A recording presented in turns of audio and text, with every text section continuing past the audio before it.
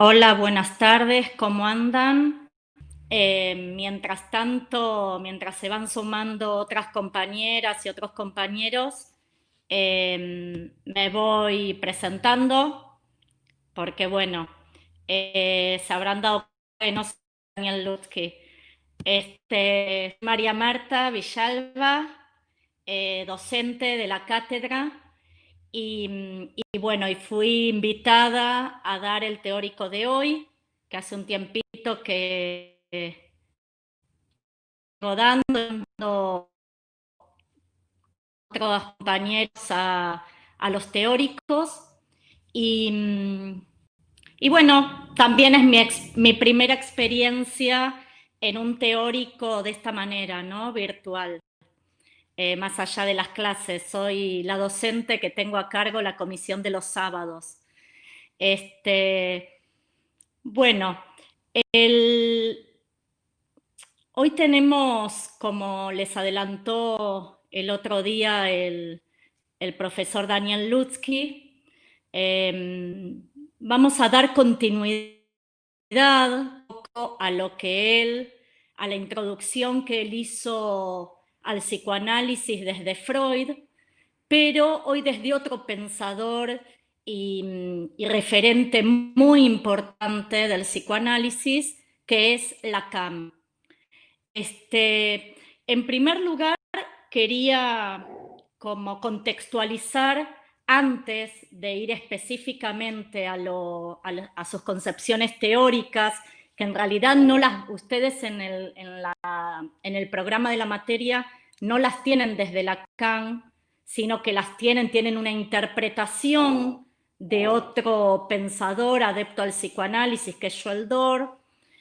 Pero quería contextualizar algunas cosas que me parecen importantes y que los docentes de la cátedra creemos que son importantes. En primer lugar, bueno, justo el lunes pasado, Daniel comenzó a hablar de los escritos. Él hacía referencia a que íbamos a hablar de nuestro Freud. Bueno, yo podría decirles algo parecido, ¿no? Que vamos a hablar de nuestro Lacan. ¿Qué significa eso? Significa que, en primer lugar, que compramos una facultad de psicología, estamos en la facultad, bueno, de ciencias sociales, pero dentro de la carrera de comunicación, nos parece importante articular los conceptos que pueden ser de importancia para la formación de ustedes como futuros licenciados en comunicación. Y esto es importante porque Lacan tiene fama, se la hizo, fama de ser un pensador complejo en su escritura y también en todo su desarrollo teórico. Entonces, desde un primer momento, como encuadrar en que vamos a ver qué conceptos, qué esto de dos va a ampliar y subjetividad desde de dónde momento, desde dónde que es en esta carrera para estos estudiantes teóricos.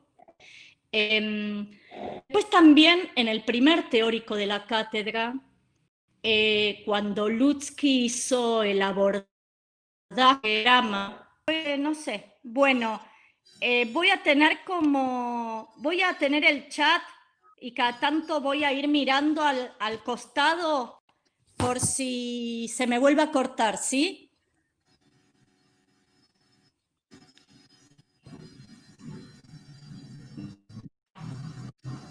De nuevo, ¿se escucha cortado?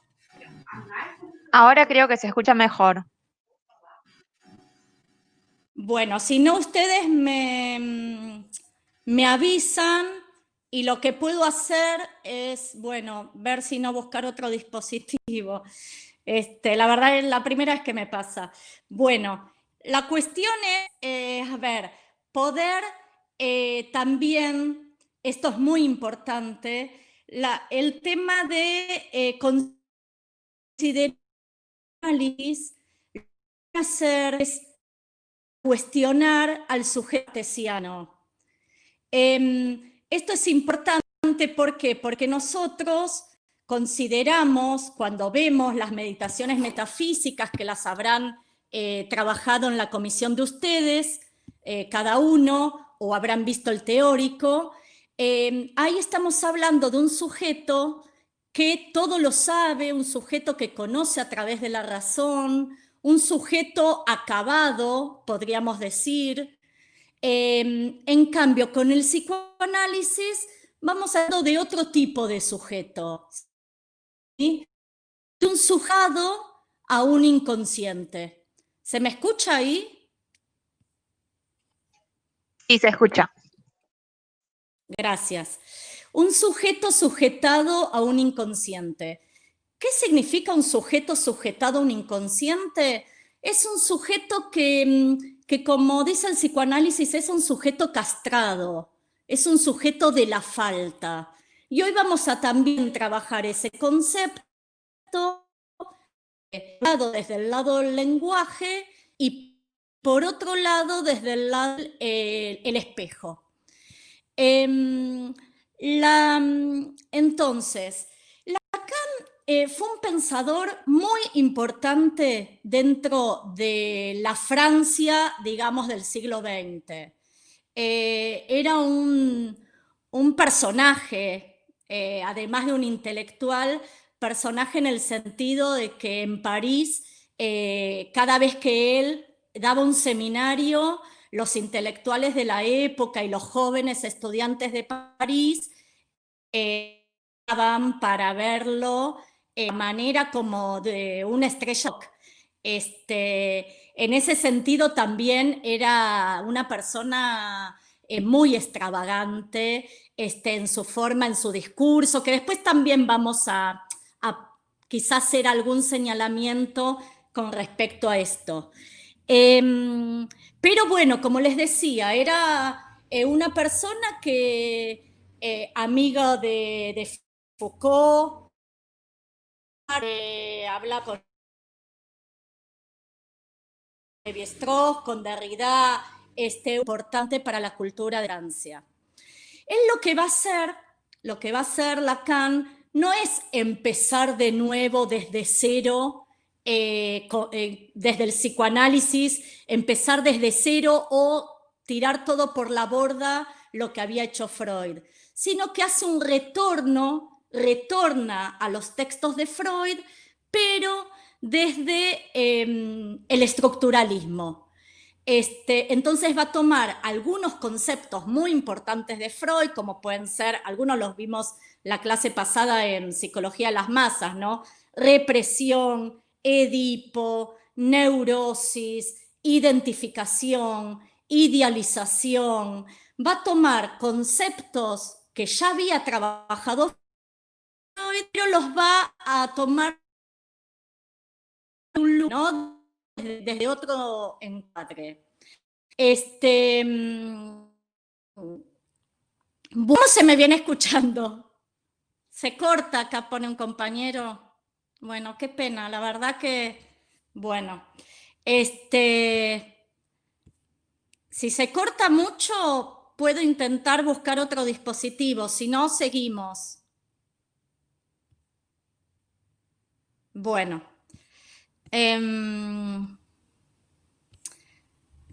Dicen que desactive la cámara, la mía. Es que yo no me veo tampoco con la cámara. A ver, ¿ahí se me escucha? Sí, Mari, seguí. Dale que va bien. Bueno, estamos como medio desestructurados, perdón. Bueno, el texto de Dor que ustedes tienen en la bibliografía del programa tiene como dos podemos tomarlo como dos puertas de entrada. Toda una puerta que tiene que ver con el lenguaje, como veníamos diciendo, y otra entrada que tiene que ver con la conformación y la función del yo, y qué es lo que le pasa al bebé cuando se enfrenta por primera vez frente a una imagen. Vamos a empezar por la parte del lenguaje, ¿sí? Que también es una parte muy importante para ustedes como, bueno, estudiantes, ¿no?, de comunicación. Habíamos dicho que Lacan tomaba algunos pensadores desde el estructuralismo. Uno de ellos fue Saussure. Lacan toma algunos conceptos que se escribieron en el curso de Lingüística General, y que Dor, el autor que tienen para trabajar Lacan, los va desarrollando y va haciendo toda una lectura de lo que es el significado, el significante, el sujeto de la enunciación, el sujeto del enunciado, lo dicho, el decir. ¿Por qué? Porque Dor va a tomar de Lacan dos registros de la subjetividad. Una que tiene que ver con el sujeto del enunciado y otro con el sujeto de la enunciación. Y también hay un concepto ahí importante en el texto de Dor, que es la Spaltung, que es un texto que toma de Lacan, que es lo que va a marcar esta diferencia justamente entre el sujeto del enunciado y el sujeto de la enunciación. Porque, si no me escucharon antes, cuando yo hablé del cuestionamiento al sujeto cartesiano, justamente lo que no va a tener en cuenta el sujeto cartesiano, o podríamos decir el sujeto de la modernidad, es esta cuestión de que estamos sujetados a otro lugar. Y ese estar sujetado a otro lugar nos está hablando de la noción de inconsciente. Acá hago un paréntesis, que ya el otro día también algo de esto dijo Lutsky, ¿no? Estamos hablando de una realidad psíquica particular que no tiene que ver con la conciencia, ¿sí? En el texto de la semana pasada y en este texto estamos trabajando con la noción de inconsciente, que es lo propio del psicoanálisis. Es más, Lacan nace en el año 1901, que es una época muy interesante para el psicoanálisis, porque es el momento, en el año 1900, Freud escribe La interpretación de los sueños, que es un texto muy importante, porque en ese texto, en la interpretación de los sueños, Freud va a ser el esbozo del aparato psíquico y la noción de inconsciente. Esperen que acá... bueno, ahí Federico le contestó a Ailén. Bueno, ténganme paciencia porque entre que no tengo cámara y tengo que mirar para un lado y para el otro con el chat, la verdad que es muy loco estar dando así sin cámara.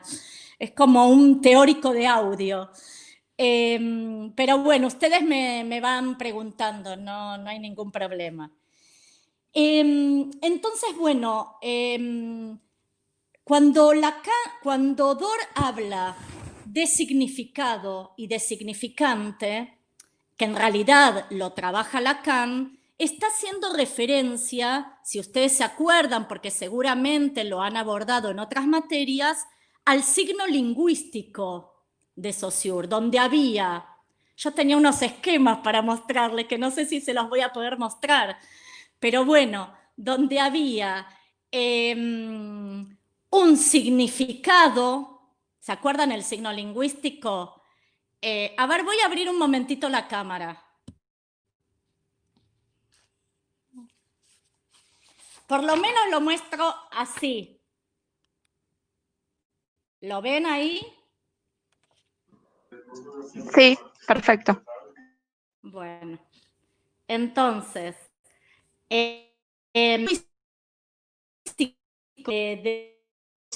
va a tener un significado y por otro lado un significante, que es lo que refiere a esta cuestión de este concepto imagen acústica, que seguramente lo habrán visto en muchas otras materias donde se ve más desde la parte, los análisis desde la parte lingüística. Ahora bien, ¿qué va a pasar con esto? Sigo con la camarita y cualquier cosa la apago, si les parece. ¿Qué va a pasar con esto? Va a pasar que el psicoanálisis, Lacan, lo que va a hacer es ese signo lingüístico, porque en psicoanálisis le vamos a dar más predominancia al significante. ¿Por qué? Porque no es que para un significado pertenece, o sea, o corresponde un significante, sino que lo que va a tener en cuenta Lacan y lo que nos va a transmitir, y de ahí la importancia, es que siempre los significantes tienen que ser por lo menos dos. ¿Por qué? Porque él habla de una cadena de significantes que en el texto de Dor lo van a tener como el desfiladero de la palabra. Bueno, me dicen que se escucha mejor con la cámara apagada. Bueno, la apagamos, la apagamos. ¿Me escuchan? Sí. Bueno, gracias. Gracias. A ver, entonces, ¿qué va a hacer el psicoanálisis? Va a predominar el significante por sobre el significado, ¿sí? ¿Pero por qué? Porque, por ejemplo, cuando lo que va a trabajar Lacan es que en realidad estamos atados, y acá esto ténganlo en cuenta porque es muy importante, porque ahí vamos a estar en el registro que Lacan llama el registro simbólico. Ustedes tengan como presente esto. Cuando hablemos del espejo, vamos a estar en el registro imaginario de Lacan. Cuando hablemos del lenguaje, vamos a estar en el registro simbólico. Entonces, Lacan lo que va a decir es que estamos atados a la lengua materna, ¿sí? Esa lengua materna marca, estar insertos en esa lengua materna marca una arbitrariedad, ¿sí? Por ejemplo, si yo digo la palabra vaso, se me viene a la imagen un vaso, ¿sí? Si yo al vaso le digo lapicera, nadie me va a entender, ¿sí? O estaría más asociado más al borde, si me empecino con al vaso, llamarlo lapicera, vamos a estar más asociados más a un tema más asociado a la locura que a lo, entre comillas, normal dentro de los códigos con los que nos movemos en el lenguaje. Entonces, ¿pero qué va a decir Lacan? Que en realidad esa arbitrariedad no le corresponde que a cada significante le corresponde un significado. ¿Por qué? Porque si yo digo árbol, como el famoso ejemplo de la lingüística, ¿no? Del dibujito del árbol, ¿qué pasa? Puedo estar hablando de un árbol genealógico. O, como pone el ejemplo Lacan, cuando hablo de banco, puedo estar refiriéndome a la institución bancaria, puedo estar refiriéndome a un banco de la plaza, nosotros hasta podríamos decir no me banco desde nuestros usos del lenguaje. Entonces, él lo que va a decir es que siempre en el desfiladero de la palabra tiene que haber más de un significante. Por eso habla de cadena de significantes. Entonces, un significante más otro significante más otro significante en esa cadena del discurso nos va a dar la significación. Si yo digo, por ejemplo, la palabra madre es un significante, madre es un significante que por sí solo no significa nada, ¿sí? En cambio, si yo digo madre buena, madre mala, madre abandónica, madre castradora, madre permisiva, los significantes que le agrego al anterior significante madre me va a dar un contexto, digamos, una significación. ¿Se va entendiendo? ¿Cualquier cosa se me escucha? Sí, se escucha bien y se entiende. Bueno, Sí.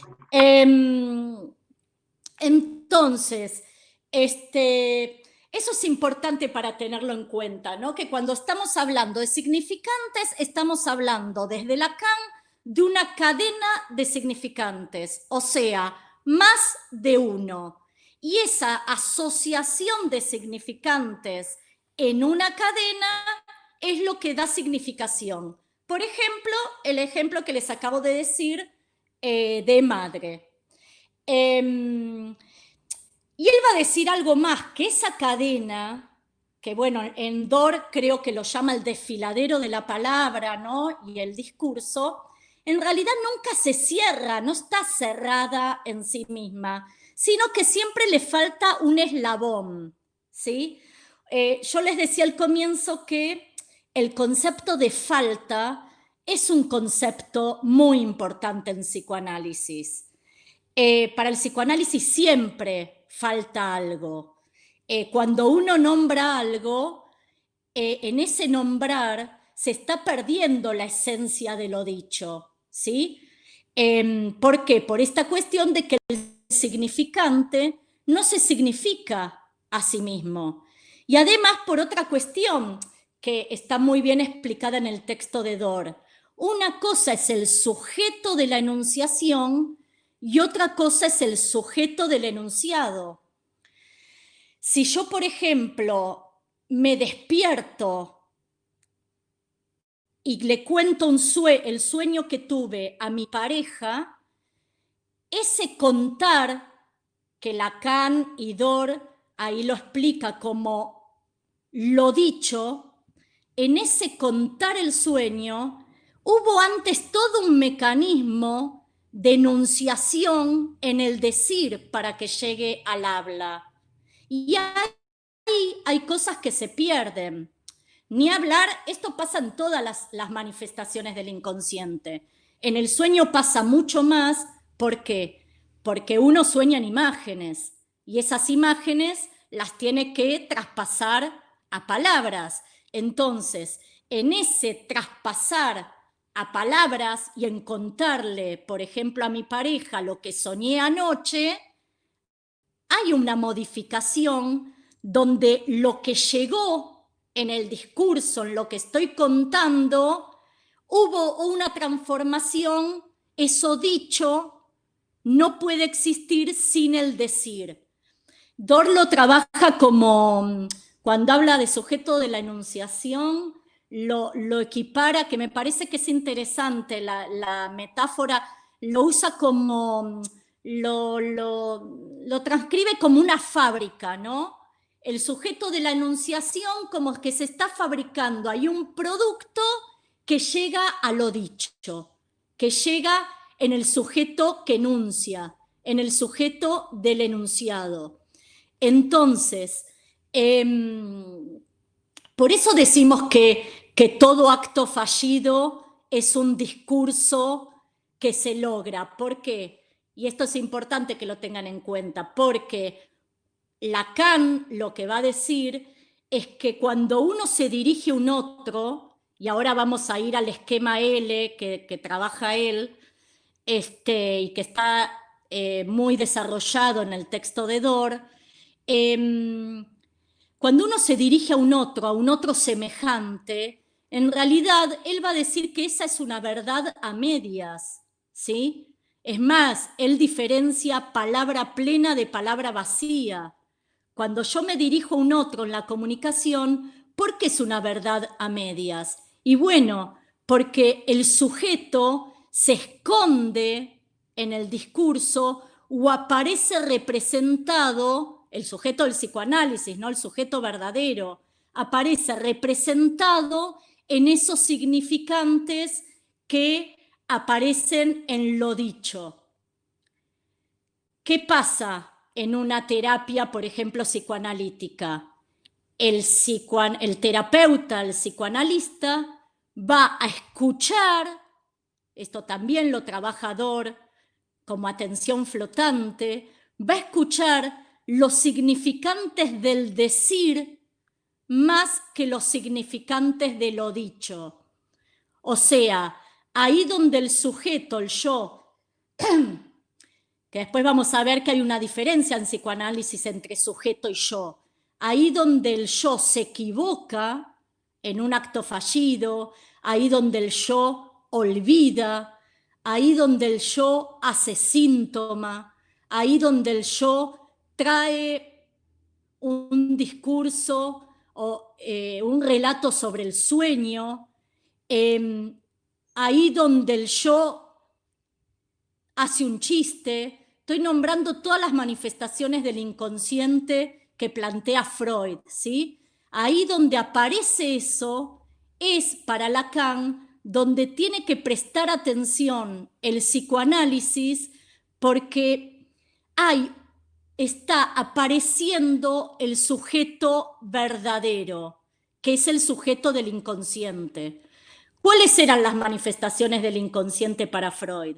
El chiste, el síntoma, el acto fallido, el olvido, ¿sí? Los sueños, son todos lugares que Freud los trabaja en psicopatología de la vida cotidiana y seguro que lo han visto en el CBC o en alguna otra materia, ahí donde aparece el yo equivocándose, a diferencia del sujeto cartesiano, ahí donde aparece el tropiezo del yo, es donde Lacan va a decir que aparece la verdad del sujeto. Supongamos que, no sé, cometo un acto fallido y a mi pareja, en vez de decirle Pablo, le digo Diego. Entonces uno podría decir, uy, no, me equivoqué. Perdón, me equivoqué, Pablo. No, bueno, te equivocaste, pero llegó algo a lo dicho, llegó algo al sujeto del enunciado que tiene que ver para el psicoanálisis con algo que viene de otra escena, con algo que viene determinado de un inconsciente y que llegó al discurso. Por eso en psicoanálisis siempre se dice que no importa si el sujeto en el análisis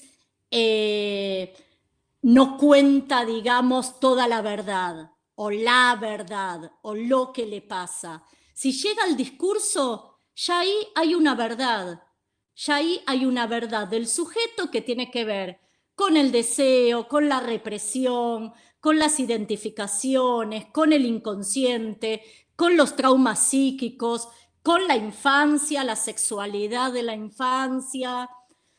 Pero bueno, esos son temas que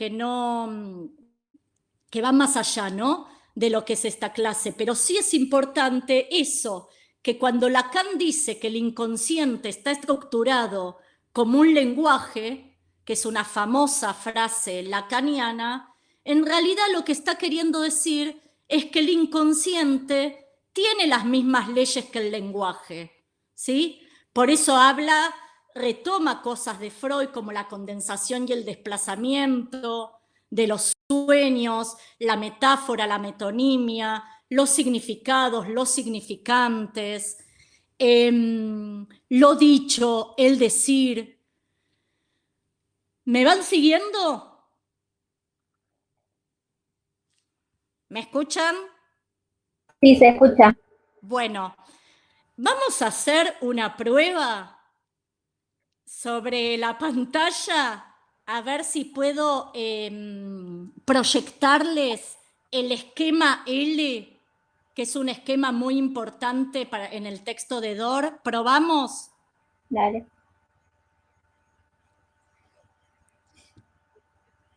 Ténganme paciencia. A ver, compartir pantalla. Vamos. Esperen un momentito.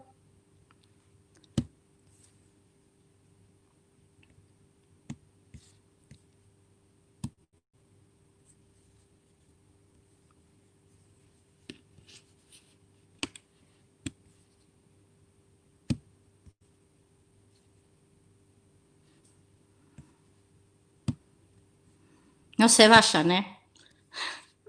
No fuimos. Esperen. Bueno, ahora sí, a ver. Compartir. A ver, ¿ahí se ve? Sí, profe. Sí, se ve. Sí, se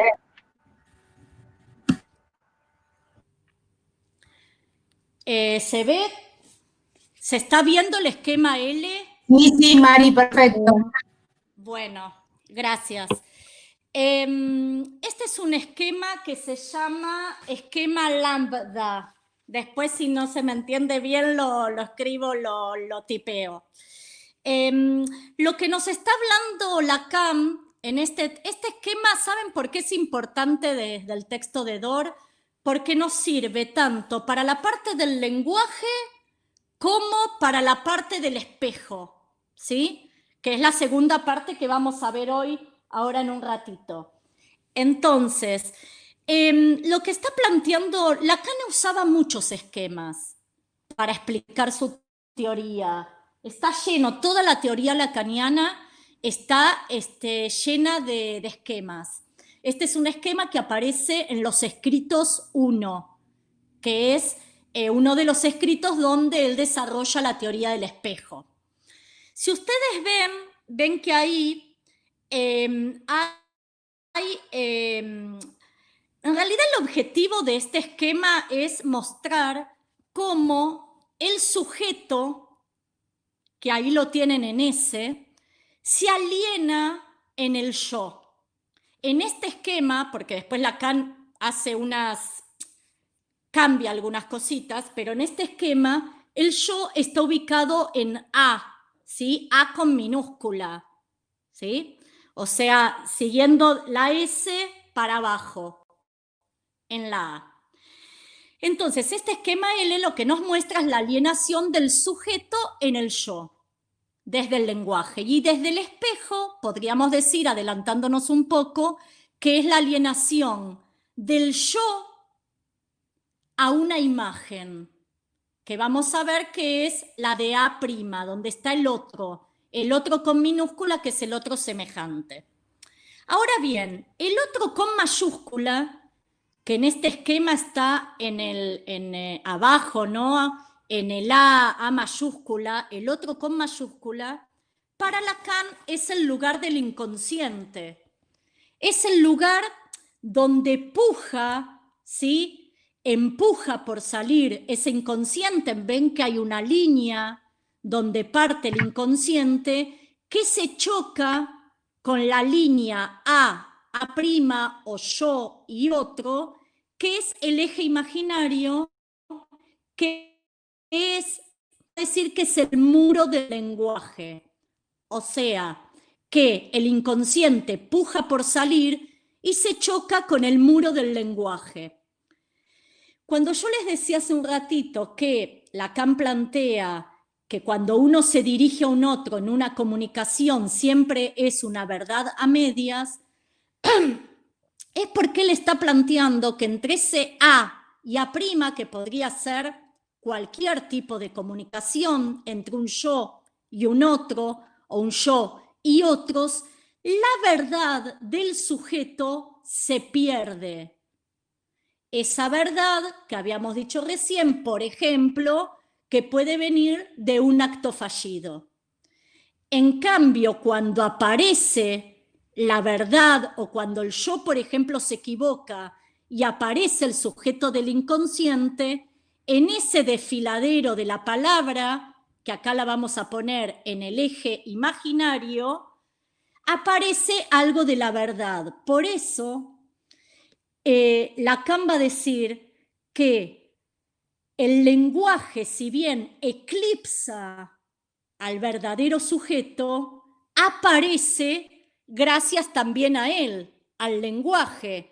¿Por qué? Porque, por ejemplo, cuando aparece, como decíamos, un equívoco, un recuerdo, un síntoma que se repite y siempre, por ejemplo, que voy a dar un examen, me duele la panza o me broto con una erupción, esos síntomas que aparecen en el cuerpo que también nos están hablando de otro lugar, ¿no? Que es el lugar del inconsciente.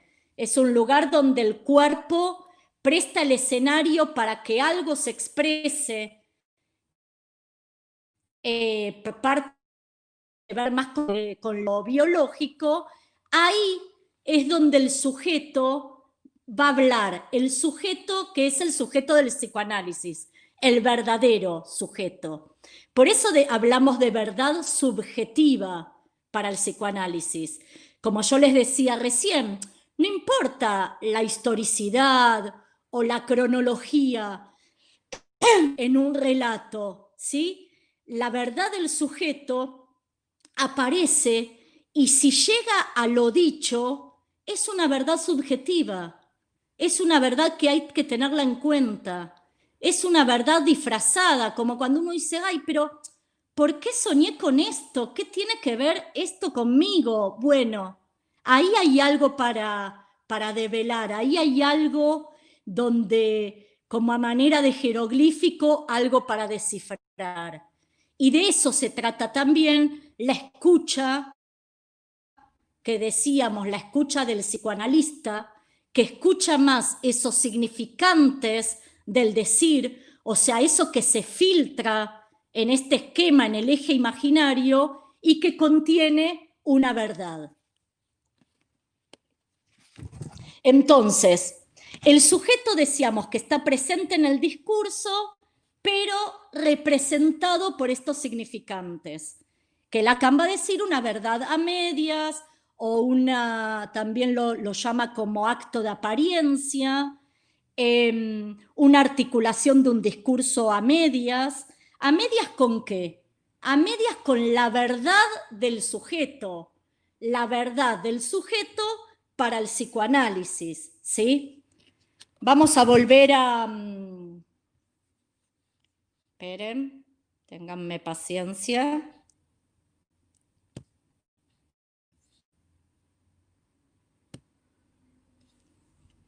Ahí volví.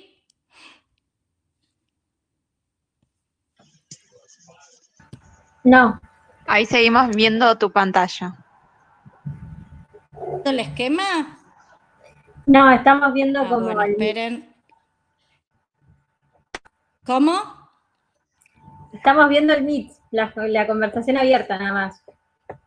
No vemos ningún esquema. Ah, me están viendo, digo, no me ven a mí, pero estamos. Claro. Estamos viendo tu pantalla. Esperen porque me salió algo. Esperen un momento. No están viendo el esquema, ¿no? No. No. Bueno. Ah, no estamos viendo. Ahí me... Bueno.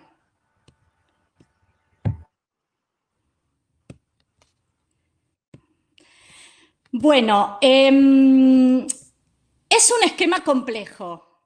¿Ven el escritorio? No, ahora ya está bien, profe. Yo porque me acabo de meter en el chat. Bueno, gracias, me están apuntalando en esta experiencia. Muchas gracias. Bueno, la cuestión es que un poco esa es la parte del lenguaje. Igual, bueno, ahí yo veía en el chat obviamente que yo les voy, parte de este teórico también está escrito, así que de otros cuatrimestres quédense tranquilos, pero bueno, la verdad que tiene mucha más riqueza poder darlo, conversarlo, más que cuando uno lo lee en el texto y que a veces no entiende para dónde va o no sabe cómo encararlo. La parte del lenguaje, desde DOR, esto es lo que nos interesa a nosotros, ¿no? Que ustedes puedan diferenciar. ¿Por qué? Porque ustedes, es muy importante para la comunicación saber que los significantes o que hay un sujeto de la enunciación que está determinado desde otro lugar que es el inconsciente y que no nos movemos todo el tiempo en la subjetividad a partir del yo consciente, ¿sí? Entonces, desde la comunicación es importante saber esto. Ustedes van a encontrar, por ejemplo, que esto es interesante, en el texto de Dor, hay un momento donde él critica al saber didáctico, al discurso didáctico y al discurso epistémico. Y esto es interesante porque lo que nos está diciendo ahí, que justamente el sujeto didáctico o el sujeto epistémico, el sujeto científico, que se ubica en el lugar del saber, y muchas veces lo sabemos del saber absoluto, como el lugar del que sabe, ¿no? También como el docente que sabe, la ciencia con su saber. Entonces lo que va a plantear el psicoanálisis es, no, atenti, es un saber que se da porque hay un discurso, o sea, no hay saber sin discurso, pero ese sujeto epistémico o ese sujeto didáctico ubicado en ese lugar absoluto tiene todo un desconocimiento con el otro sujeto del cual estamos hablando, que es el sujeto del inconsciente, que, retomando el comienzo de la clase, es un sujeto que no todo lo sabe. Es un sujeto inacabado, es un sujeto con fisura, es un sujeto castrado y es un sujeto de la falta. ¿Y por qué es un sujeto, por qué es importante tener en cuenta eso? Porque gracias a que es... uy, ¿se está cortando de nuevo? No, se está bien. No, no se corta. Bueno, escucha. Disculpen, ¿por qué es un término importante el término falta para el psicoanálisis? Porque cuando uno está hablando de la falta, también está hablando del deseo. Y el sujeto del inconsciente también es un sujeto del deseo. Si deseo algo, es porque algo me falta. Si no me falta, si no puedo desear, es lo mismo, es similar a estar muerto. Cuando uno desea algo es porque algo le falta y cuando uno consigue eso va a desear otra cosa. ¿Por qué? Porque para el psicoanálisis también hay una diferencia muy importante entre pulsión y necesidad. Y ahora vamos a ingresar, ya que vamos a hablar de pulsión también, a la parte del espejo en el texto de Dor, que es un texto, en realidad es un escrito de Freud, que es importante el nombre, porque uno está muy acostumbrado a llamarlo el estadio del espejo, pero el nombre completo no es solamente el estadio del espejo, es el estadio del espejo como formador de la función del yo. Entonces, este escrito del estadio del espejo nos va a hablar de la alienación del sujeto a una imagen. ¿Se acuerdan que yo les había dicho que cuando hablábamos del lenguaje estábamos hablando del campo, o del eje, o del plano, o del registro simbólico? Cuando hablamos ahora del espejo, vamos a estar hablando del plano imaginario. Por eso yo les decía que el esquema L, el que proyectamos antes, también podemos trabajar al espejo desde ese esquema. ¿Por qué? Porque ahora lo vamos a ver, pero podemos poner al bebé en el lugar ese de A y al otro, donde está el otro, estaría el reflejo en el espejo. Entonces, bueno, yo les decía que el texto se llama El estadio del espejo como formador de la función del yo. ¿Qué nos quiere decir Lacan con ese título? Algo muy importante. Lo que nos quiere decir es que el yo, nos quiere decir que uno no nace con un yo, que el yo es algo a formar. Miren qué importante y qué diferencia a lo que, bueno, venimos viendo, ¿no?, como sujeto moderno. Lo que va a plantear el estadio del espejo, que es una experiencia psicológica que puede realizarse en los primeros meses, entre los 6 meses y los 18 meses con el bebé, lo que nos va a marcar este estadio del espejo y el psicoanálisis es que uno no nace con un yo. El yo es algo a formarse. Uno nace con ello. ¿Qué quiere decir ello para el psicoanálisis? Seguramente lo vieron en otras materias. El yo, el ello y el super yo. El ello es una de las instancias del aparato psíquico que tiene que ver con el deseo, con la pulsión, ¿sí? Lo más originario. Entonces, el bebé va a decir, y lo va a retomar Dor, es puro ello.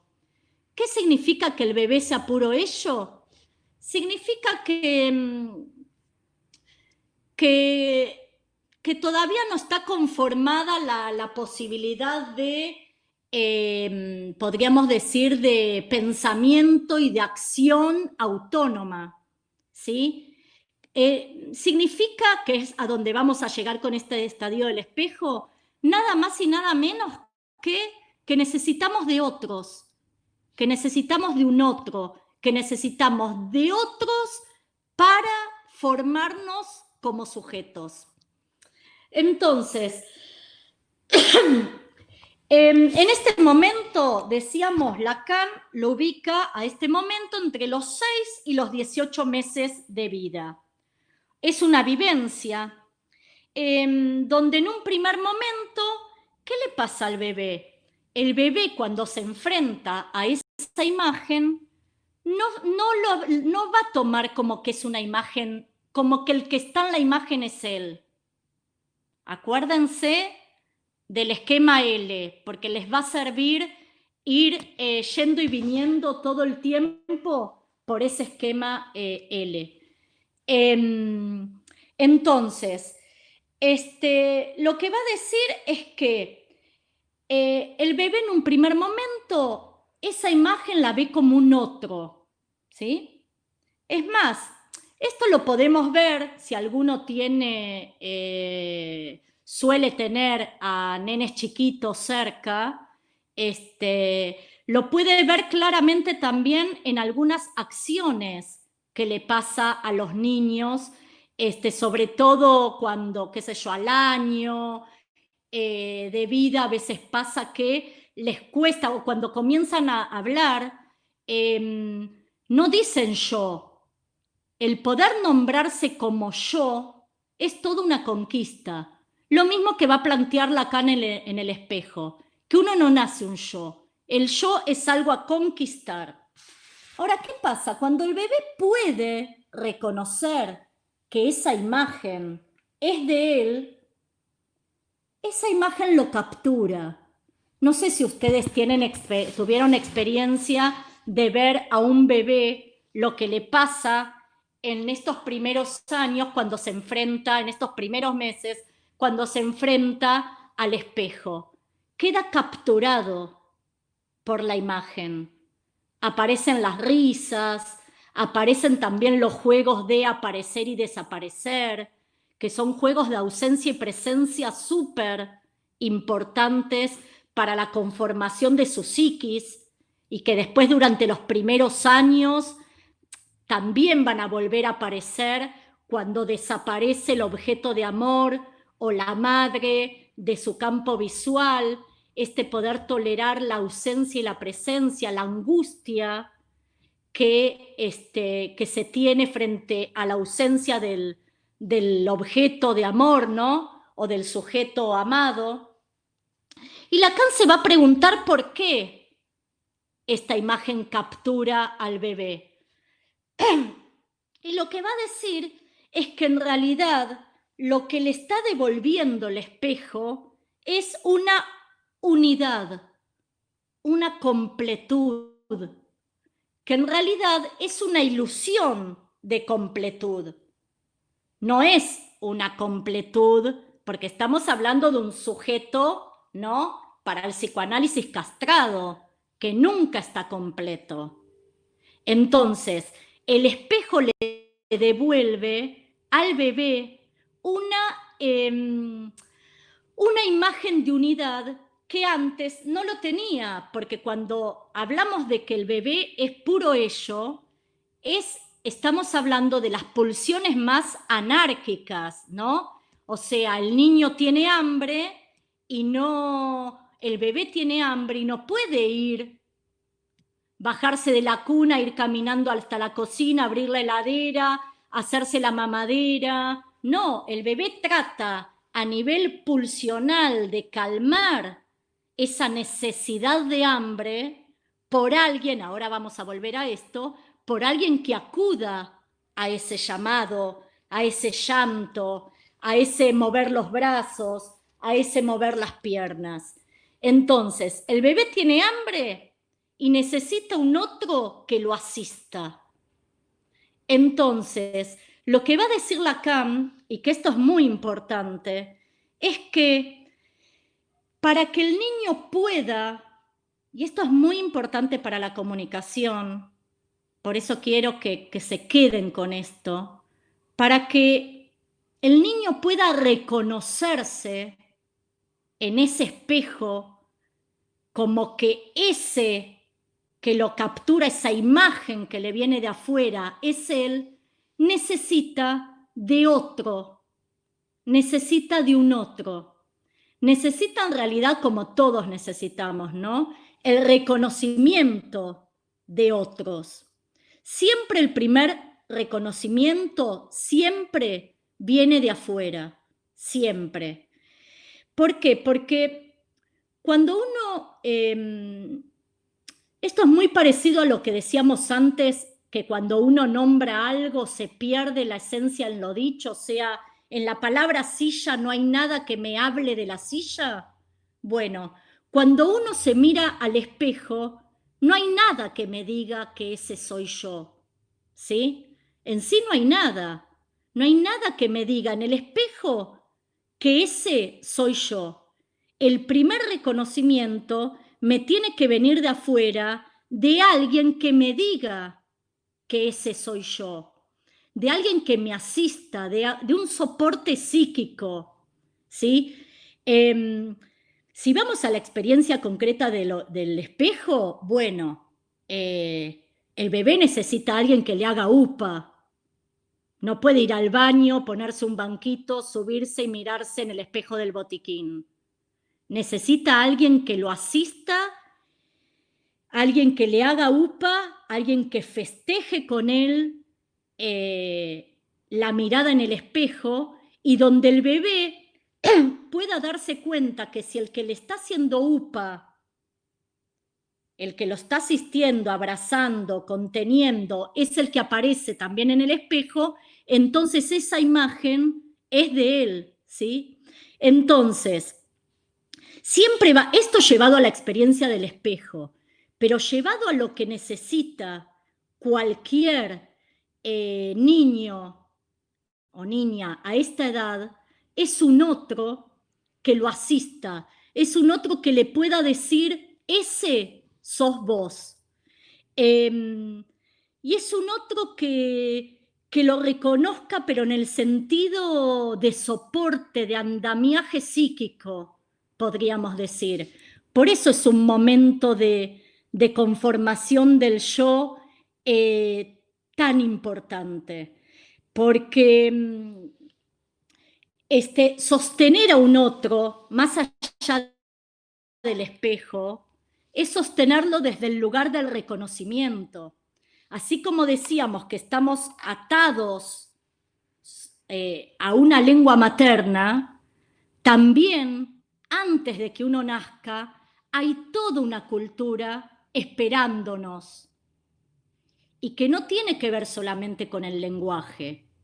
Hay toda una cultura esperándonos a nivel simbólico cuando, en el mejor de los casos, hay una mamá, un papá o una mamá sola o dos mamás, alguien que nos espera, alguien que nos deseó, alguien que nos pensó un nombre, alguien que nos preparó una habitación, alguien que nos pintó, no sé, la habitación, alguien que nos compró ropita para cuando llegáramos. Todo ese capital, todo ese andamiaje simbólico que tiene que ver con el reconocimiento, son sostenes psíquicos.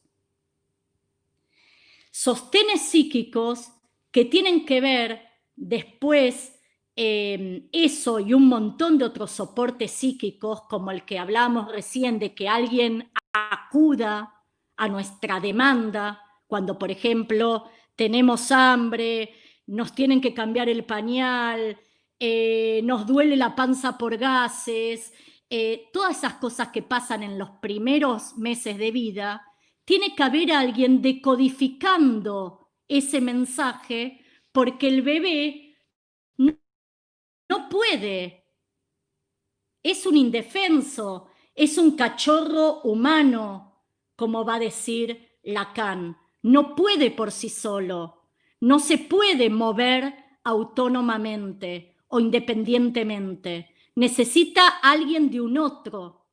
Cuando ese otro no está, lamentablemente, alguien tiene que cumplir esa función, porque si no, bueno, no es un tema de hoy, pero la psicosis, todo lo que tiene que ver con la psicosis, tiene que ver con esta ausencia del otro. Por eso es un tema fundamental, ¿no? Somos lo que somos, va a decir Lacan, porque hubo alguien que acudió, decodificó ese mensaje. Somos lo que somos porque hubo alguien que acudió a nuestro grito, a nuestro dolor, a nuestra demanda, a nuestra necesidad. De ahí la importancia, lo tan importante de un otro y el otro como sostén de esto. Esto nos pasa con infinidad de situaciones que necesitamos un otro que nos reconozca, ¿no? Pero también nos pasa cuando, qué sé yo, como, no sé, a veces nos puede pasar cuando vemos una foto de la infancia, ¿no?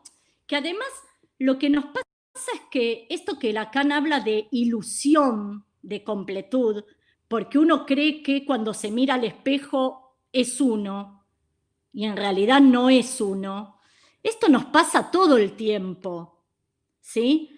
Cuando uno se levanta a la mañana y va al espejo y dice, uy, qué despeinado que estoy, ese uy, qué despeinado que estoy, nos está refiriendo a esa distancia que existe entre uno y la imagen, entre la imagen corporal, o sea, lo que de uno y la imagen reflejada en el espejo.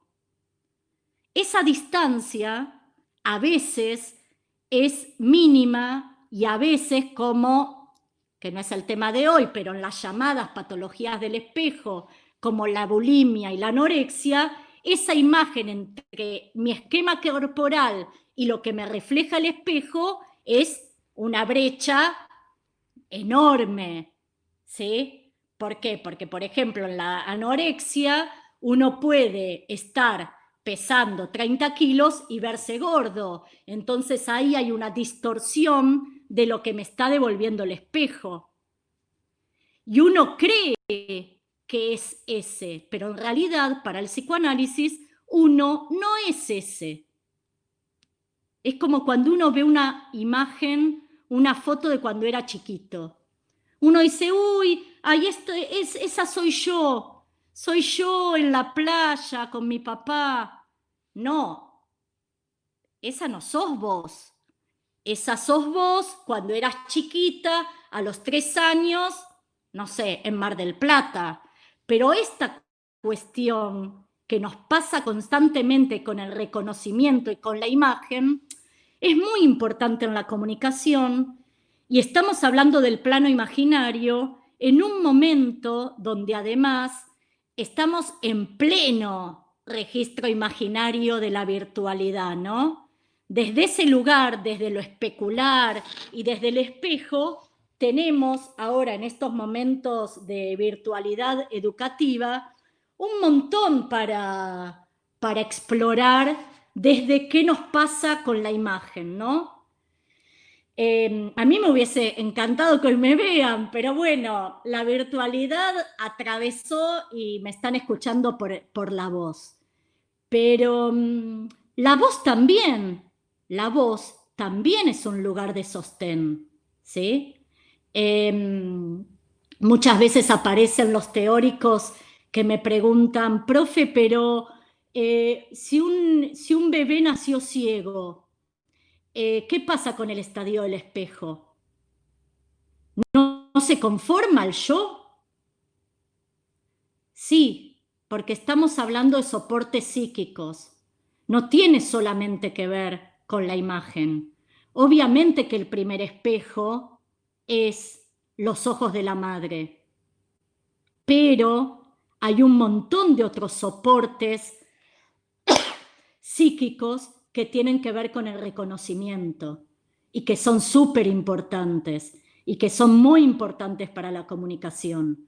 Por eso siempre decimos, ojo con lo que se le dice a una niña o un niño cuando se está conformando su subjetividad y su yo. Porque no es lo mismo que se lo diga don Pirulo que se lo diga la madre o el padre, ¿no? Cuando uno dice ciertas cosas. Eso también es porque el niño le va a dar credibilidad, volviendo al lenguaje, a esos significantes que vienen además de una persona significativa. Entonces, bueno, eso también hay que cuidar. Pero los soportes psíquicos no es solamente lo que me devuelve el espejo, ¿sí? Es también todas las identificaciones que a partir de ese momento van a construir a ese sujeto. Las caricias, el ambiente, todos los sostenes simbólicos, el deseo, el nombre, como decíamos antes, todos esos sostenes psíquicos y sostenes simbólicos nos van a hablar de la salud psíquica. Nos van a hablar de la salud psíquica que tenemos como sujetos. Por eso es tan importante. Como les decía, cuando esa familia o esa madre o ese padre, que ojo, esto también hagamos un paréntesis, para el psicoanálisis no es madre-padre, es función materna o función paterna. La madre puede cumplir la función paterna. Una abuela puede cumplir la función materna. Y cuando no está eso, una institución puede cumplir la función materna, la función paterna, el sostén psíquico. ¿Sí? No, ojalá pueda ser la familia, pero a veces hay familias que no pueden. El maternaje no es algo biológico, digamos, algo sanguíneo para el psicoanálisis. Se puede maternar o no maternar. Y el maternaje lo puede cumplir una tía, una abuela o el padre. Entonces, es muy importante poder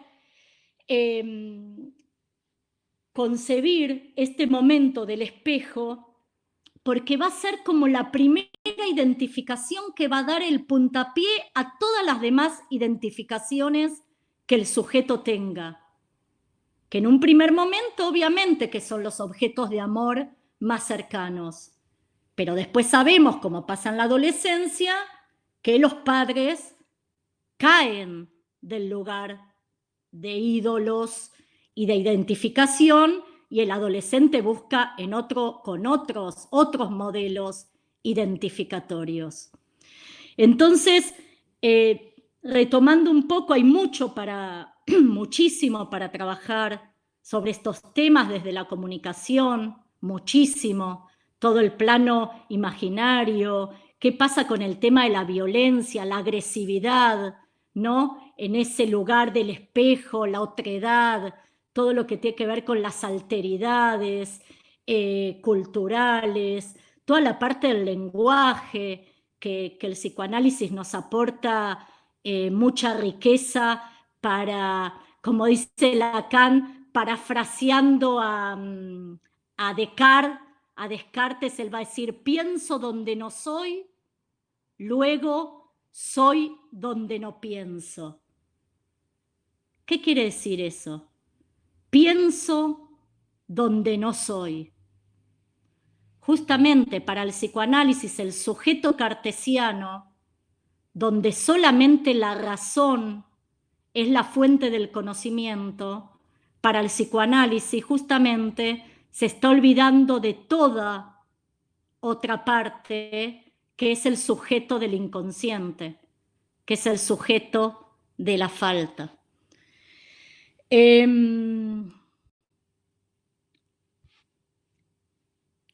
No sé si seguir, nada, me parecía que teníamos que encuadrar en estas cosas para que se vayan pensando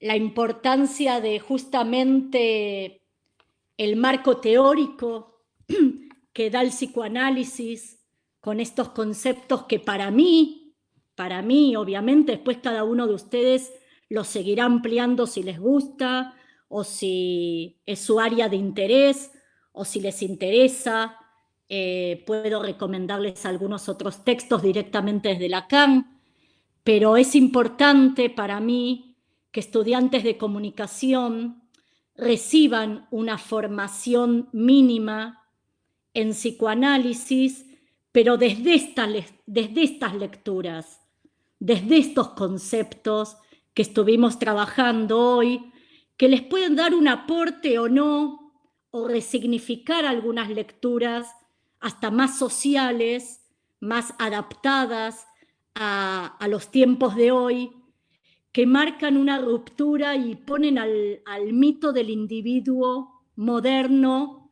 en crisis, porque acá nos enfrenta a esto que tan lindo trabajó Freud de la herida narcisista, ¿no?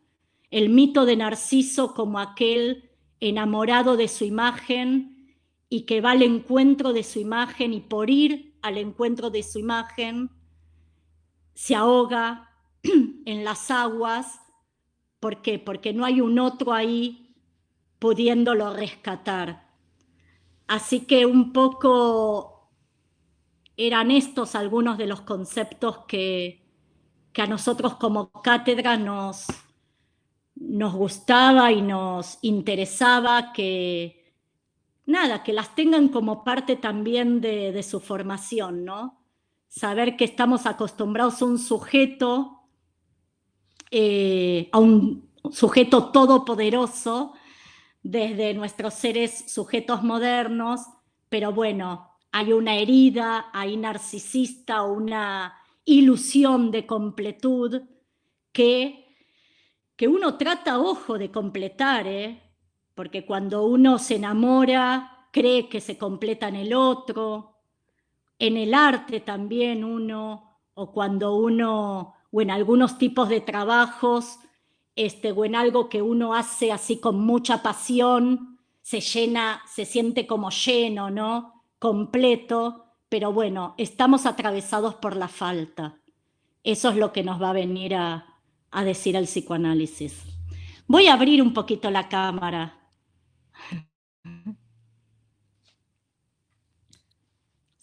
¿Se escucha?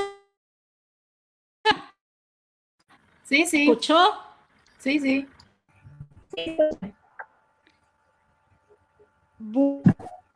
Sí, perfecto, Mari, bien. Voy a leer un poquito los chats.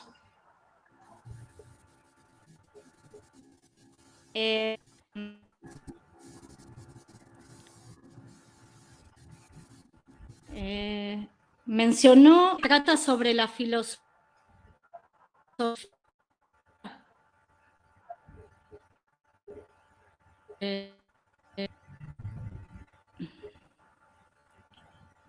Disculpe, no sé qué compuso. Yo nombré a un autor, Sartre, a Foucault, a Sosien, intelectuales de la época con Lacan, intelectuales importantes. Nosotros vamos a tener la lectura obligatoria. Uy, se corta. Bueno, vuelvo. María Marta, Bueno, discúlpame. evidentemente hoy tengo Alcanzó con que abrieras la cámara, se te dejó de escuchar. Bueno, disculpen, lo que pasa es que hablar del espejo y estar apagada. Bueno, ¿me escuchan ahí? Sí, perfecto. Se escucha bien ahora que está. Sí. Bueno. Sí, Evidentemente ¿Podrías? hoy tengo que estar en las sombras. No, les decía que... bueno, qué pena, porque justo hablando del espejo no nos podemos ver, pero no, les decía, no sé si se refiere a eso el compañero, que Lacan fue un gran pensador del siglo XX y que estuvo muy a la par de y los tenía como amigos y compañeros, a Sartre, que les comentaba esto, que es importante como que lo tengan ahí entre paréntesis, que en Lacan con el espejo recién indirectamente estuvimos trabajando el tema de la mirada y que la mirada va a ser otra categoría que vamos a trabajar, pero desde Sartre, muy importante también, desde otra mirada, obviamente, nada que ver, desde la fenomenología, desde el existencialismo, pero es una categoría importante el tema de la mirada y que la vamos a retomar en otro teórico. No, les decía que no sé el compañero a qué se refería, si debo haber hablado de algún filósofo, no sé. Nombré un par de filósofos y sociólogos de la época de Lacan. Acá Vicky dice, psicoanálisis se olvida de todo el sujeto del inconsciente. ¿Qué es el sujeto de la falta? Bueno, es esto, que somos sujetos castrados, que no somos sujetos completos y que, como decía yo ahora al final, ¿no? Este ser sujetos castrados tiene que ver con que hay algo que se nos escapa. No podemos decidir qué soñar hoy a la noche. No podemos. Perdón, pero entonces vos dijiste el psicoanálisis desde la razón, donde la razón es el sujeto de conocimiento, pero justo el psicoanálisis se olvida de todo. Lo escribí mal yo, me parece. No, el psicoanálisis viene a cuestionar al sujeto cartesiano, al sujeto del conocimiento que todo lo sabe, al sujeto epistémico, al sujeto didáctico, el docente ubicado en el lugar del saber, ¿sí? ¿Por qué viene a cuestionar el psicoanálisis eso? Porque justamente el psicoanálisis nos va a hablar de falta, de que estamos determinados a otro lugar, que tiene que ver con la noción de inconsciente. Yo recién se los ponía en un ejemplo muy pavo, pero bueno, yo no puedo decidir ¿qué soñar hoy a la noche? Sueño. Y el sueño es una de las manifestaciones del inconsciente. Cuando yo a mi pareja le digo Pablo en vez de Diego, yo me muero de vergüenza. El yo se muere de vergüenza. El yo tropieza con ese acto fallido, pero, para el psicoanálisis ahí hay una verdad del sujeto, que es distinto. El sujeto cartesiano que va a decir, ay, me equivoqué, listo, no, quise decirte Diego. No, a ver, si llegó al discurso por algo fue. Si llegó a lo dicho, hay una verdad, hay algo escondido ahí. Como cuando a uno le duele la panza, cuando va a dar un final, hay un cuerpo que se transforma en texto para ser leído. El síntoma para el psicoanálisis es un texto. Es como cuando uno se hace 50 ecografías, análisis, endoscopía, qué sé yo, y no le encuentran nada. Bueno, el cuerpo es el escenario para que ahí haya algo que viene desde otro lugar, que es el orden psíquico, es la realidad psíquica, es el inconsciente. Cuesta entenderlo por lo que dijimos a las 19 horas, ¿no? Porque están ustedes en un encuadre y está perfecto que les cueste entenderlo, porque estamos hablando de otra realidad cuando hablamos del sujeto del inconsciente. ¿Se entiende? ¿Están ahí? Sí, se entiende. Están pensando. Están pensando. A ver. Si quieren, digan en voz alta la pregunta, pues yo soy medio lenta para este chat. A ver, esperen. O si otro compañero lo quiere leer. ¿Cómo se relacionan los juguetes de la primera infancia en la construcción del yo como estructura? Ejemplo, un juego de roles o bien pensando en un juguete, una alfombra didáctica que tiene un espejo. Bueno, primero lo que tenemos que plantear es, hay toda una revisión, ¿no? A partir de toda la nueva mirada sobre género. Es más, les comento, esto no tiene nada que ver. ¿Me escuchan? Sí, se escucha. Sí, yo creo que sí, porque eso se siguen formando profesionalmente y que abarca todos los ámbitos, más desde los roles que tienen contacto que se trabaja con las personas. Además vemos que es importante tener un contacto cultural ya más que nada. Uy, se armó el debate, qué lindo, pero no nos escucha muy bien. A ver. En un ambiente de trabajo va a haber muchas culturas, o sea, hablando no culturalmente de una sociedad, pero una mini sociedad se arma. Sí, como dentro de una fábrica, de los vínculos, las representaciones. Perdón. Y directamente siempre ahí. O sea, si somos sociables, indirectamente va a tocar el tema. Interactuar con los analizarlo. Creo que alguien tiene el micrófono abierto sin querer. Sí, no escucho bien. Graciela o Germán, ¿me quieren decir qué compartieron los compañeros? Porque no escucho. No, me parece que hay alguien que tiene el micrófono abierto y está un poco, o sea, o yo no entendí o creo que se infiltró algo. Bueno, voy a decir algo con respecto a los juguetes, a los juegos. No, les quería decir esto, les estaba comentando esto. A partir de toda obviamente, de toda la mirada sobre la diversidad y la cuestión de género, hay un montón de cuestiones en el psicoanálisis que también se están como actualizando, revisando y entrando en crisis, ¿sí? Que obviamente no tiene nada que ver con la clase de hoy, pero el complejo de Edipo, por ejemplo, que siempre hablamos de una mamá y un papá, habilitando la salida del Edipo, bueno, hay un montón de cosas y de conceptualizaciones que hoy se están revisando.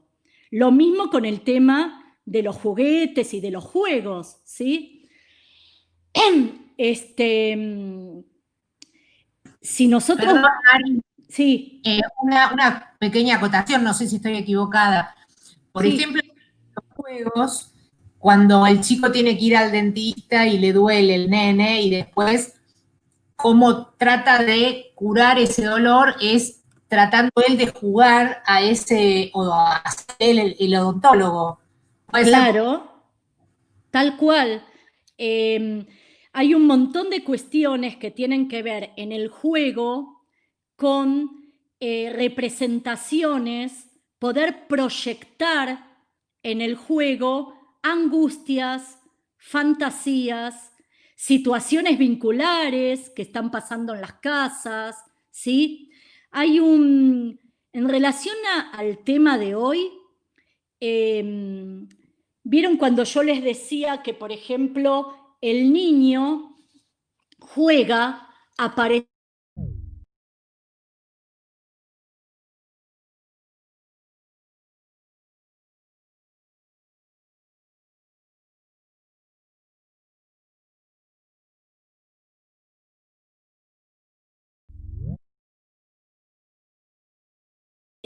Pero se muere a carcajadas. ¿Qué pasa con ese tema del juego? Está representando justamente, Freud tiene todo un trabajo sobre el Fort-Da, que es un juego del carretel, donde un niño tira un carretel cuando se va la mamá y lo recoge cuando la madre vuelve, pero ese Fort-Da, ese aparecer y desaparecer, es un juego de construcción psíquica del niño. Cuando el niño tiene que, a partir del juego, tratar de tolerar la angustia y la frustración para cuando mamá no esté o tenga que salir a trabajar, pero sabiendo que mamá va a volver. ¿Vieron que en los jardines de infantes, en nivel inicial, está todo esto de la adaptación? De los primeros días en el jardín. La adaptación, bueno, que hay veces que los padres son los que tienen que hacer la adaptación más que el niño, ¿no? ¿Por qué? Porque es el momento de separación. Ese momento de separación, que es algo que después nos va a acompañar toda la vida, que esto no sé si lo dije, pero esto de que el espejo nos devuelve una imagen que no es la nuestra, sino una ilusión de completud, también nos va a acompañar toda la vida. Bueno, en el bebé, esa angustia, esa frustración, esa angustia de la ausencia del objeto de amor, la ausencia de esa persona significativa para él, tiene que tolerarla.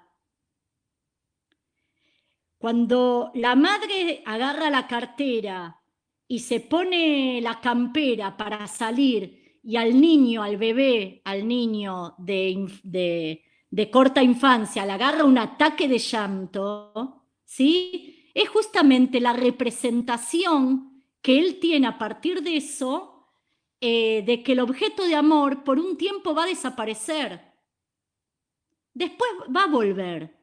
Esa tolerancia a la frustración que hablamos tanto hoy que los adolescentes no tienen y que algunos de nosotros no tenemos. Que nos cortan la luz y nos angustiamos, nos volvemos locos porque no nos podemos conectar. O que nos olvidamos el celular y somos capaces de llamar a una moto o de volver a la casa a buscarlo. Esa tolerancia a la frustración hoy está también puesta en juego. Y son todas cuestiones muy constitutivas de la primera infancia. ¿Están ahí? Yo también necesito tener la presencia, por lo menos, de la voz de ustedes. Necesito por lo menos que me devuelvan alguna voz cada tanto. Hola, Mary. Te hice una pregunta por el chat, fíjate. Sí, estoy. A ver, dice Germán, lo ideal será que... una pregunta mía, Germán. Sin negar la existencia del fallido, ¿no cabe la posibilidad del simple error no necesariamente anclado a una interpretación dentro del discurso? Bueno, qué preguntita, bueno, yo no, cuando me presenté no dije que yo era psicóloga. Dentro de la cátedra somos solamente 2 psicólogos. Mira, Germán, el tema no es, el acto fallido es una de las manifestaciones del inconsciente. Hay que bancársela, así como el olvido, ay, pero lo tengo en la punta de la lengua, ay, ¿cómo era que se llamaba? ¿Cómo se llamaba ese tipo que...? El olvido es una manifestación del inconsciente. El sueño es una manifestación del inconsciente, el síntoma es una manifestación del inconsciente. Ahora, no significa que todo el tiempo que tenemos un equívoco, estemos ahí, un acto fallido, ¿esto con qué tiene que ver? Obviamente, dentro de un encuadre psicoanalítico y de terapia psicoanalítica, hay, y en ese encuadre, no en un cumpleaños a la noche, diciéndole a un amigo psicólogo, ¿sabés que anoche soñé con árboles y peras? ¿Qué tendrá que ver? No, porque ahí estaríamos, Freud tiene un texto muy interesante que se llama Psicología salvaje. Dentro del encuadre psicoanalítico y de la terapia psicoanalítica, ahí hay una verdad oculta que tiene que ver con la historia del sujeto. Hay muchos fallidos en los políticos. Bueno, en esos análisis de esos discursos, uno puede hacer un análisis, por ejemplo, desde un sujeto consciente, desde un error, desde un sujeto racional, cartesiano del pensamiento y más cerca de la psicología. Cuando hablamos del yo, hablamos de la psicología, y cuando hablamos de sujeto, hablamos del psicoanálisis. Entonces, uno puede hacer una lectura del discurso desde la psicología y hablar y estudiar las conductas, las percepciones, las memorias, o una lectura del discurso desde el psicoanálisis, donde en el equívoco, cuando aparece el equívoco, hay algo ahí que aflora del verdadero sujeto. Ahora, volviendo a Germán, es como todo, ¿no? Uno puede tomarlo o no tomarlo y ¿de qué me está hablando esta? No, yo no creo en el psicoanálisis. Y sí, está muy bien. Lo que no podemos obviar, me parece, como estudiantes en la carrera de comunicación, es que también están estos tipos de lectura. Así como decía Daniel el lunes pasado, la anterior, del pensamiento zen. Puedo creer, no creer, me puede gustar o no, pues lo puedo considerar como charlatanes o algo científico, no. Lo que no podemos es obviarlo en la formación de estudiantes en comunicación. ¿Se entiende a dónde voy? Sí, profe. Gracias, hay alguien que me responde siempre. Ay, qué grande. Pero bueno, uno tiende, obviamente, a ver, algo asociado a lo que me preguntó Germán, y que es interesante también, y no me voy de tema, es que el yo, ustedes habrán escuchado alguna vez hablar de los mecanismos de defensa del yo. El yo tiene un montón de mecanismos, y uno es, por ejemplo, la negación para negar que a mí me está pasando eso. ¿Sí? Para negar que no, me equivoqué, listo. Ah, soñé con esto, sí, bueno. Me duele la panza antes del examen, bueno, ya está, me tomo una ranitidina, no sé cómo es el nombre, la droga, y listo. Uno lo puede negar, obviamente, y hay mecanismos del yo que actúan perfectamente y justamente es para no enfrentarnos con la angustia. Cuando uno sueña, uno tiene una pesadilla, ¿por qué se despierta? Se despierta porque, va a decir Freud, porque estoy llegando a un momento, o sea, o me despierto o cuando me iban a asesinar cambia la escena o asesinan a otro. ¿Por qué? Porque el yo está llegando a un lugar insoportable de tolerar, que tiene que ver con el inconsciente. Entonces, la salida es despertarme. Pero bueno, eso es muy largo, es otro tema. Pero para que entiendan cómo hay mecanismos de defensa frente al trauma, al dolor, al desconocimiento del sujeto verdadero para el psicoanálisis.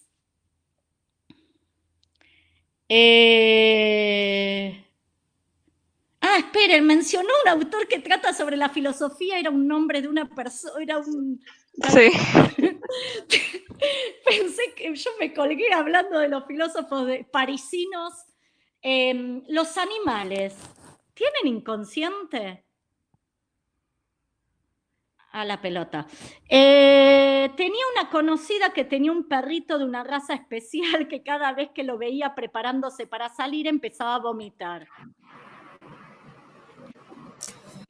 No, para mí no tienen inconsciente. No. Pues, Lo que tienen los animales son instintos. La diferencia entre el animal y el sujeto, el humano, es que los animales tienen instintos y los sujetos tenemos pulsión. Es una diferencia tajante para el psicoanálisis. Si el león quiere acercarse a la leona, no va a la peluquería, ni se maquilla para el encuentro. Está asociado al instinto, a la necesidad.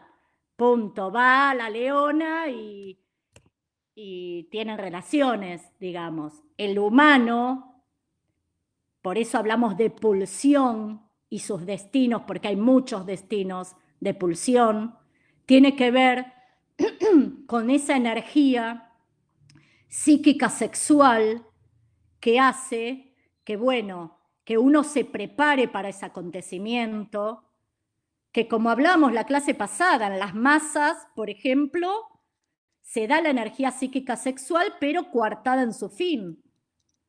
O, por ejemplo, muchos de nosotros encontramos placer dando clase, ¿sí? O en algún tipo de trabajo, o pintando, o bordando. O sea, en los animales hablamos de instinto y en los humanos hablamos de pulsión y sus destinos. Para mí, yo no creo en que los animales tengan inconsciente. Pero bueno, acá me agradeces y que tenías la duda, quizá, bueno, otra corriente psicológica cree que tiene... Acuérdense, ¿se acuerdan? Esto lo vimos un montón en psicología conductista. La campanita Watson era, bueno, ahora no me acuerdo qué conductista, que bueno, le ponía comida al perro, tocaba la campanita, así todos los días hasta que... Reflejo condicionado. ¿Cómo? Reflejo condicionado. Sí, ahí escuché un perro. Escuché ladrar. Es increíble. Reflejo condicionado de Pavlov. Pavlov, bien, compañera. Muy bien, Pavlov. Watson es otro conductista. Pavlov, exacto. Todo ese mecanismo de repetición de la campanita y el perro salivando frente a la comida, después hace una acción monótona, digamos, que se repite y que el perro ya sabe que cuando toca la campanita es el horario de la comida. Y bueno, y acá podría pasar que cuando se prepara la dueña para salir, lo del vómito, no sé cómo explicarlo en mi teoría, pero hay una cuestión ahí más de instintiva que pulsional.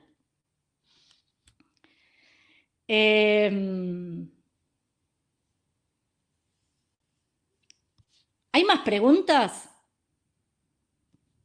¿Se entendió algo? Sí, se entendió.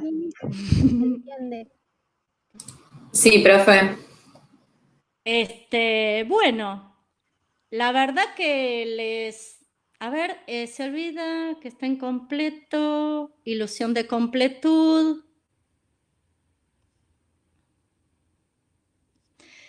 Les agradezco un montón. Ah, miren, acá, disculpen, retomé una pregunta de hace unos minutos atrás. Una compañera, Analía, pone, se refiere al hablar en tercera persona. Exacto, exacto. Cuando el bebé está en ese momento del espejo y después con el ingreso al plano simbólico a partir del lenguaje, es esto, no solamente le cuesta decir yo soy María Marta, sino que además habla en tercera persona.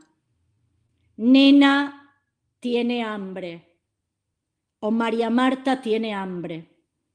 Ese hablar en tercera persona, que también lo trabaja Piaget. Piaget era un psicólogo más constructivista, está dentro del constructivismo, pero habla de este transitivismo infantil donde, por ejemplo, dos nenes en la primera infancia, uno le pega al otro y terminan llorando los dos. Eso tiene que ver, llevado, ¿no?, a este encuadre, con ese momento en el espejo o en el esquema L donde el yo es otro, donde todavía no hay diferencia entre el yo y el otro.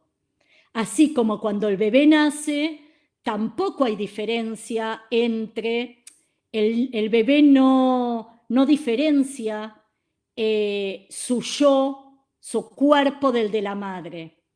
Se confunde el pezón de la mamá con la boca del bebé, hasta que tiene que llegar un momento donde esa diferencia, ese corte fundamental, tiene que aparecer. Porque eso también está hablando de estructuras psíquicas, entre comillas, normales. ¿Y por qué digo entre comillas? No es un tema de hoy, porque sería de muchos teóricos, pero el psicoanálisis no cree en la normalidad. Bueno, voy a abrir la cámara para saludarlos. Les agradezco un montón la escucha.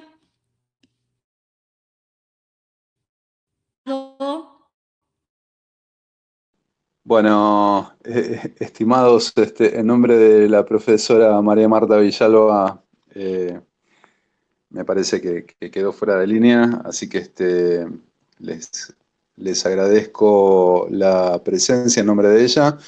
El teórico sí se grabó, no sabemos hasta qué punto los cortes de transmisión se transfieren también o no a la grabación. Nos vamos a enterar ahora en un rato. Y en el curso de las próximas horas vamos a estar subiéndolo al canal de YouTube, donde están los otros. De todas maneras, como comentó María Marta, hay un parcial, perdón, un parcial no, fue un fallido, ahí está el fallido. Hay un teórico desgrabado sobre estos mismos temas que también los distintos ayudantes van a poner a disposición como ayuda a memoria. Así que bueno, gracias y nos vemos el lunes que viene en el próximo teórico. Gracias, profe. Gracias.